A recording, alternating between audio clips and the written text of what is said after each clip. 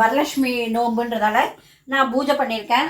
எங்களுக்கு நோம்பு இல்லைனாலும் வெள்ளிக்கிழமைன்றதால ஆடி வெள்ளிக்கிழமைன்றதால நான் கலசம் வச்சு பூஜை பண்ணியிருக்கேன். கலசத்துக்கு உங்களுக்கு கிட்ட என்ன நகை இருக்கோ அது போடுங்க. அது போட்டுட்டு உங்களால் முடிஞ்சது ஒரு ஜாக்கெட் பிட்டு மஞ்சள் அதாவது மங்கள பொருள்லாம் வைங்க. நான் வந்து 5 சுமங்களுக்கு ஜாக்கெட் பிட்டு கொடுக்கறதால நான் வாங்கியிருக்கேன். அதே மாதிரி 5 கிண்ணம் வாங்கியிருக்கேன். உங்களுக்கு நம்மளால் முடிஞ்சது உங்களுக்கு என்ன கொடுக்கணும்னு தோணுதோ அதை கொடுக்கலாம். கோவிலே கொடுக்கலாம், வீட்டில் கூப்பிட்டா கொடுக்கலாம். நான் வெள்ளிக்கிழமை நாளைக்கு கோவில் போவேன், அதனால் கோவிலில் யார் வராங்களோ அவங்களுக்கு கொடுத்துட வேண்டியது தான். இவங்களுக்கு தான் கொடுக்கணும் அவங்களுக்கு தான் கொடுக்கணும்னு நினைக்காதீங்க. காலையில் நான் பால் காசி ஏலக்காய் தட்டி போட்டு வச்சுட்டேன். அவ்வளோதான், இன்றைய பூஜை எனக்கு முடிஞ்சுது. நீங்களும் உங்கள் வீட்டு பூஜை எப்படி இருக்குன்னு சொல்லுங்கள். உங்களுக்கு என்னென்ன பழம் பிடிக்குதோ அதை வாங்கிட்டு வந்து சாமிக்கு வைங்க.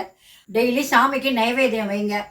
உங்கள் வீட்டில் என்ன பழம் இருக்கோ வைங்க. இல்லைன்னா ட்ரை ஃப்ரூட்ஸ் வாங்கி வீட்டில் வச்சுக்கோங்க. இந்த பாருங்கள், நான் கல்கண்டு எப்பவுமே எங்கள் வீட்டில் பாருங்கள், கல்கண்டு கருப்பு திராட்சை வாங்கி வச்சுருவேன். விலை என்னென்ன இருக்கோ முந்திரி அப்படி வாங்குவேன். இந்த முந்திரியில் காலி எழுதி இப்போ பாருங்கள், கருப்பு திராட்சையும் இது வச்சுருக்கேன், டைமண்ட் கல்கண்டு. அது மாதிரி ஏதாவது வாங்கி வச்சுங்க. ஆனால் பூஜைக்குன்னு வச்சா பூஜைக்கு மட்டும் தான் இங்கே தான் யூஸ் பண்ணணும். வீட்டில் சமையலுக்கெல்லாம் யூஸ் பண்ணாதீங்க.